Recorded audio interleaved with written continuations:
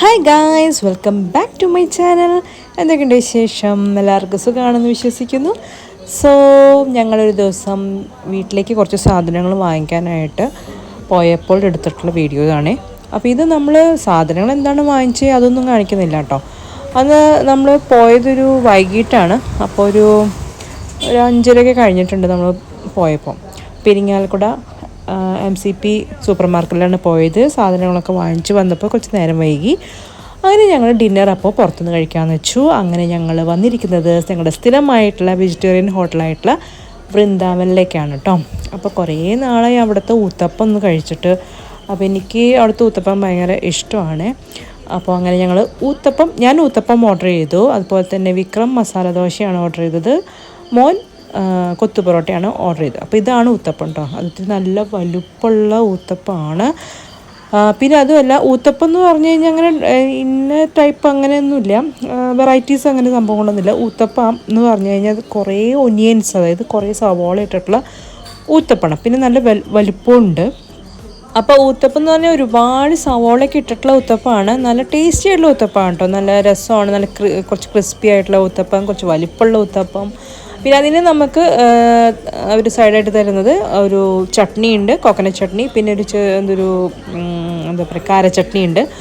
പിന്നെ സാമ്പാർ, അതൊക്കെയാണ്. അപ്പോൾ സാമ്പാർ ഞാൻ എടുത്തില്ല, എനിക്ക് ചട്നി മാത്രം മതിയായിരുന്നു.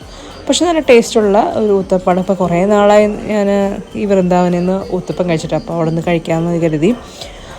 അപ്പോൾ അങ്ങനെ നല്ല ടേസ്റ്റി ആയിട്ടുള്ള ഒരു സംഭവമാണ്. അപ്പോൾ നിങ്ങൾ എപ്പോഴെങ്കിലും ഇരിങ്ങാലക്കുട വരികയാണെങ്കിൽ ഈ ഒരു വെജിറ്റേറിയൻ ഹോട്ടലായിട്ടുള്ള വൃന്ദാവനിൽ വരിക, എന്നിട്ട് ഊത്തപ്പം കഴിക്കുക, മസാല ദോശ ഒക്കെ നല്ല നല്ല ടേസ്റ്റുള്ള സംഭവങ്ങളൊക്കെയാണ്. ഞങ്ങൾ സ്ഥിരമായിട്ട് പോകുന്നൊരു കടയാണ്. ഒന്ന് രണ്ട് ഹോട്ടലുകളിൽ ഒരു ഹോട്ടലാണ് കേട്ടോ ഈ ഒരു വൃന്ദാവൻ എന്ന് പറയുന്നത്. പിന്നെ എനിക്ക് കോഫി, ആൾക്ക് ചായയും ഓർഡർ ചെയ്തു. മോന് കൊത്തു പൊറോട്ടയാണ് ഓർഡർ ചെയ്തത്. അതും ഞങ്ങൾ ഇടയ്ക്കിടയ്ക്ക് ഞങ്ങൾ ഈ ഓൺലൈനിൽ നിന്ന് വാങ്ങിക്കാറുണ്ട് കേട്ടോ. അവിടെ നിന്നാണ് ഞങ്ങൾ മിക്കതും കൊത്തു പൊറോട്ട വാങ്ങിക്കാറുള്ളതും. പിന്നെ വിക്രം മസാല ദോശയാണ് വാങ്ങിച്ചത്. അപ്പോൾ ഇതായിരുന്നു ഞങ്ങളുടെ രാത്രിക്കാലത്തെ ഡിന്നർ. അപ്പോൾ എപ്പോഴെങ്കിലും നിങ്ങൾ കുടമാണിക്യത്തിൻ്റെ അടുത്തായിട്ടാണ് ഈ ഒരു ഹോട്ടൽ വരുന്നത്. ഓക്കെ, അപ്പോൾ നിങ്ങൾ വരുമ്പോൾ എന്തായാലും ഒന്ന് ട്രൈ ചെയ്ത് നോക്കാം അവിടുത്തെ ഫുഡ്. ഓക്കെ,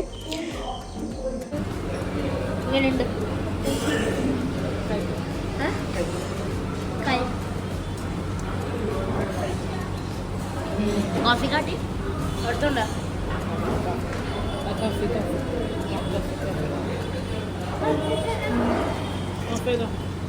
അപ്പോൾ അനുവിൻ്റെ സ്ഥിരമായിട്ടുള്ള ജോലി, അതായത് എത്രയായി ബില്ല് എന്നുള്ളതാണ് അവനിപ്പോൾ ചോദിച്ചുകൊണ്ടിരിക്കുന്നത്, എന്നോട് ചോദിച്ചുകൊണ്ടിരിക്കുകയാണ്. അപ്പോൾ ഏകദേശം ഇപ്പോൾ നമുക്ക് എന്താ പറയുക, അറിയാം എത്രയായിട്ടുണ്ടാവുന്നു. അപ്പോൾ അതിൻ്റെ അടുത്തൊക്കെ ആയിട്ട് പറയും. അങ്ങനെ ഇന്നത്തെ വീഡിയോ അപ്പോൾ ഒരു ചെറിയ കുഞ്ഞൊരു വീഡിയോ ആണ്. അപ്പം നിങ്ങളെല്ലാവരും ഒന്ന് എന്താ പറയുക, വീഡിയോസൊക്കെ കാണുക. അപ്പോൾ എപ്പോഴെങ്കിലും ഇരിങ്ങാലക്കുട വരുമ്പോൾ ഈ ഒരു ഹോട്ടലിലേക്ക് വന്നൊന്ന് ട്രൈ ചെയ്യുക ഫുഡൊക്കെ.